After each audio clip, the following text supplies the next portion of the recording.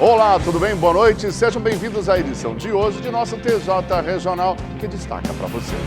Acidente na estrada do aeroporto deixa vítima fatal. E moradores do Cristo Vive fazem protesto. Voluntários reproduzem cápsula para pacientes com Covid. Esse é o nosso TJ Regional. Já está no ar.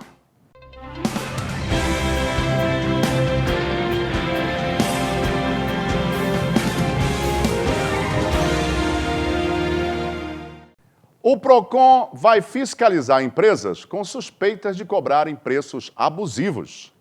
Olá, Oswaldo, olá a todos que nos acompanham.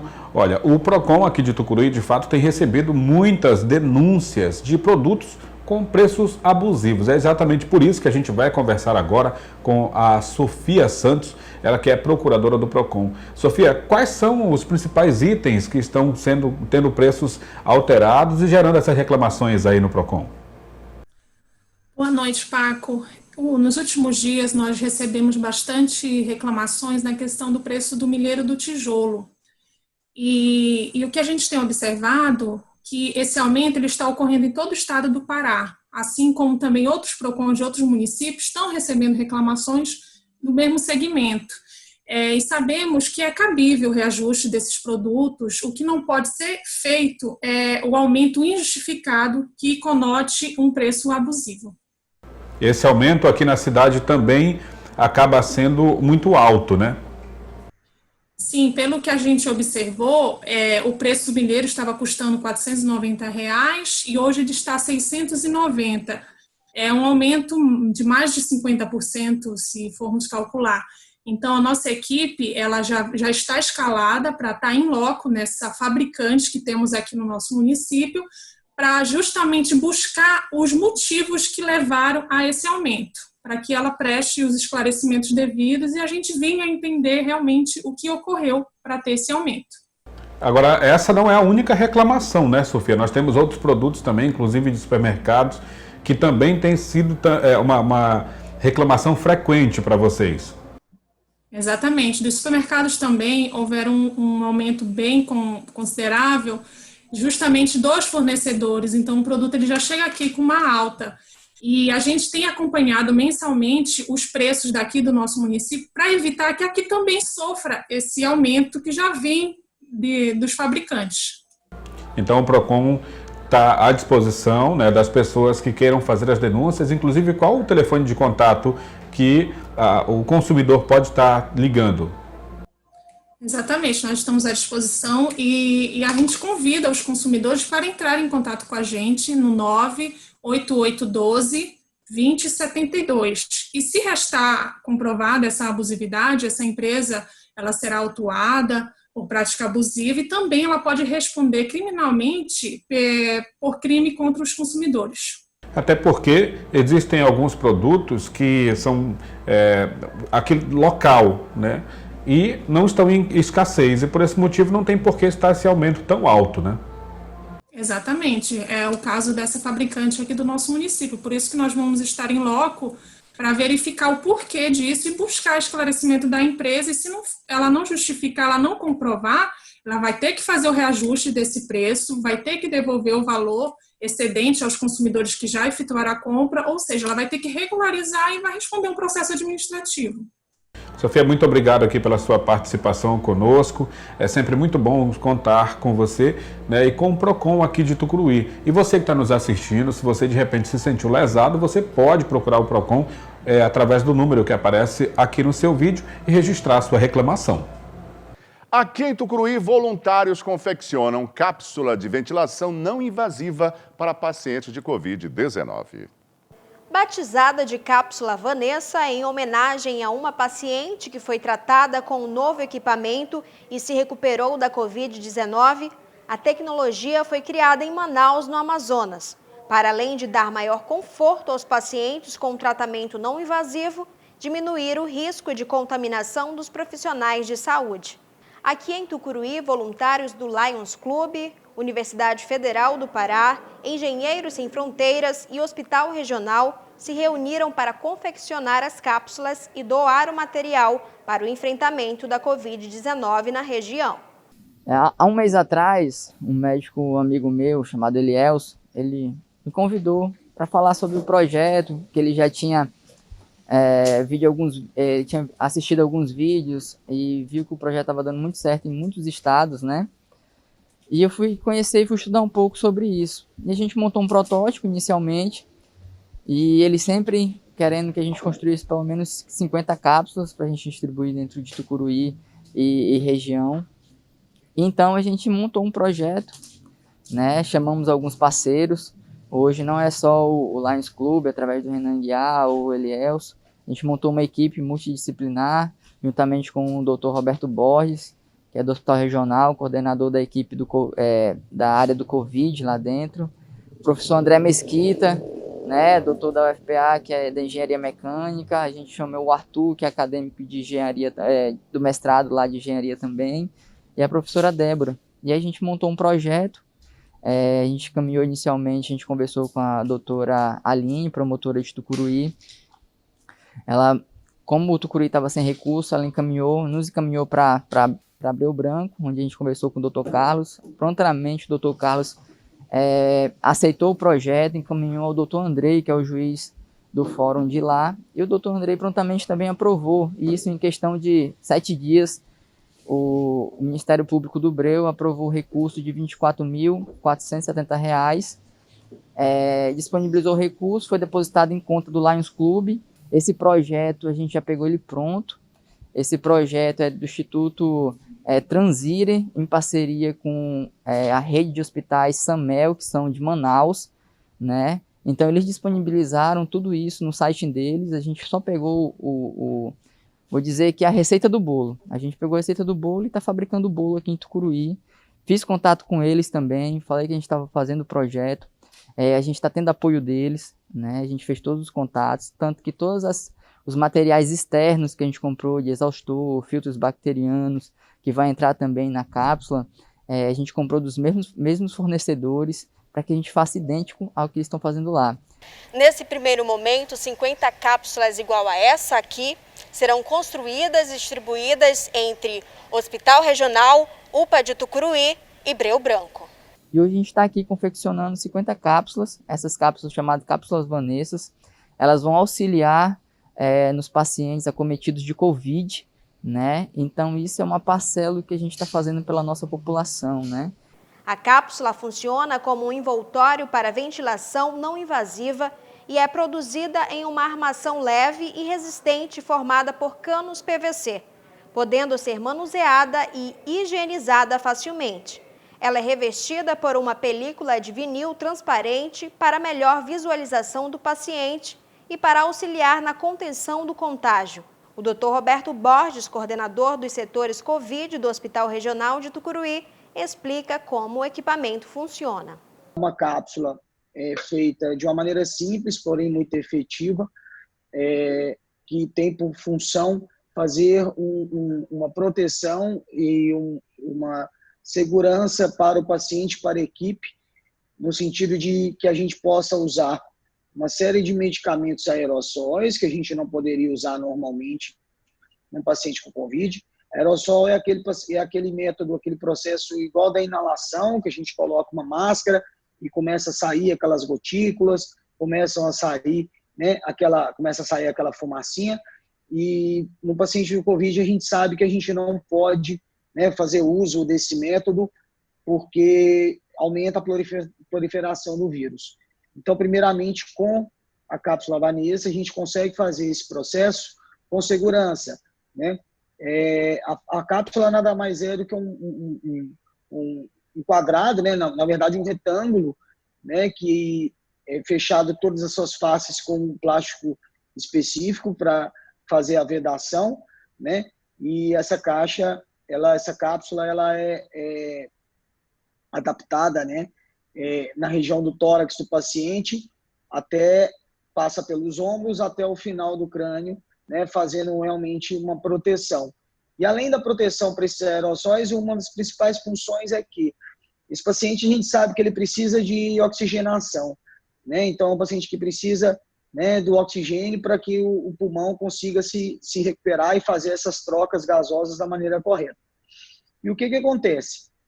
Como a gente já falou, esse paciente não pode usar aquela máscara comum. O único método que ele pode usar é o catéter nasal, que é aquela mangueirinha que a gente coloca no nariz. E esse catéter ele tem 2 poréns. Primeiro, porque ele machuca, ele incomoda. Então, depois de um certo tempo que você está usando, como ele tem uma ação ali dentro da mucosa nasal, que é muito sensível, ele começa realmente a incomodar, a machucar, e o paciente começa a tirar esse catéter, começa a não conseguir utilizá-lo corretamente. Segundo, porque ele não suporta altas pressões. Então, se você coloca uma pressão muito alta de oxigênio, né, esse oxigênio que sai ali nessa mangueirinha, ele tem um dosador, você coloca a quantidade que você quer que ele saia, né, em litros. Então, a partir de uma certa quantidade, esse oxigênio ele começa também a vir de uma maneira agressiva na mucosa nasal e, consequentemente, também começa a fazer lesões, né? Então, resseca muito o nariz, machuca muito. Coisa que, com a cápsula, a gente consegue fazer de uma maneira mais tranquila para o paciente. Então, você consegue ligar, né, essa mesma mangueirinha que sai o oxigênio, ao invés de ligar no catéter, você vai colocar na entrada de ar da cápsula, e esse oxigênio ele vai funcionar de uma maneira como se fosse uma gaiola mesmo, né, segurando esse oxigênio, né, a cápsula vai funcionar dessa maneira. Então, ela vai diminuir o espaço em que esse oxigênio vai estar, né, em volta do paciente, consequentemente melhora a distribuição desse oxigênio e a pressão que esse paciente vai ter nos pulmões. Então, o que a gente entende é que tem sido um método com ótimos resultados, principalmente nessa questão da não adesão, né, e do tratamento que precisa de oxigênio a longo prazo, né? Então, traz inúmeros benefícios nesse sentido. Segundo, porque ele dá para a gente esse método, né, essa ferramenta nos permite utilizar esses medicamentos aerossóis com segurança para o paciente e, claro, para a equipe. Então, são medicamentos, normalmente, aquelas bombinhas ou inalação, são medicamentos que atuam na região pulmonar, ou seja, são essenciais para a recuperação desse pulmão. E terceiro, uma grande ferramenta para que a gente consiga tratar esse paciente precocemente, para que ele não precise, num próximo momento, de uma intubação, que além de ser um processo muito mais invasivo e que os estudos comprovam que o paciente que evolui para uma intubação orotraqueal, ele tem um risco de vida muito aumentado em relação ao que não necessitou dessa intubação. Acidente na estrada do aeroporto de Tucuruí termina em morte. Olá, Oswaldo. Olá a todos. Pois é, uma noite marcada por graves acidentes aqui no município de Tucuruí. E um deles, inclusive, com uma vítima fatal. A gente conversa agora com o Moraes para termos mais informações, Moraes, de uma quarta-feira tumultuada no sentido do trânsito aqui em nossa cidade e, infelizmente, com pessoas gravemente feridas. Verdade. Paco, tivemos aí um final de quarta-feira, né, bem conturbado na questão de acidente de trânsito. Iniciamos aí com um acidente não tão grave, uma pessoa teve apenas escoriações, mas logo em seguida nós tivemos uma colisão entre duas motos que resultou no óbito de uma senhora, né, e uma criança que foi conduzida gravemente ferida para o hospital regional. Moraes, infelizmente, nesse acidente envolvendo essa criança, a mãe dela veio a óbito já de imediato, né? Uma pancada muito forte, uma colisão. Isso também está ligado à questão da alta velocidade ali na via, né? Com certeza. E a falta do EPI, né? A falta do capacete levaram a causar esse acidente grave, né? Também tem outros fatores, a falta de iluminação. A gente pode atribuir apenas a esses fatores, né? Porque, principalmente, a questão da condução da moto, é obrigatório o uso do EPI, né? Não importa a distância que a pessoa vá, muitas vezes ela tem aquele pensamento, só vou aqui na esquina, não preciso levar o capacete. Não tem fiscalização, eu não vou levar o capacete. O capacete não é para te proteger de uma multa, não é para te proteger de ser visto sem o capacete. Ele é para te proteger de um trauma grave, de um acidente, né? mas infelizmente a gente ainda tem ainda esses pensamentos aí. Infelizmente resultando aí em uma morte, uma criança que segue gravemente ferida, internada na UTI aqui do Hospital Regional de Tucuruí, e fica mais uma vez aí a lição, né, de que a gente tem que respeitar a velocidade, a gente tem que usar os equipamentos de EPI, a gente tem que tomar todos os cuidados no trânsito sempre, né? É verdade. O que nos chama a atenção é que em menos de 8 dias nós já tivemos 2 óbitos por acidente de trânsito, né? Inclusive ontem nós tivemos logo após esse acidente grave, nós tivemos mais na via ali próximo ao bombeiro, de um rapaz que estava com sinais de embriaguez.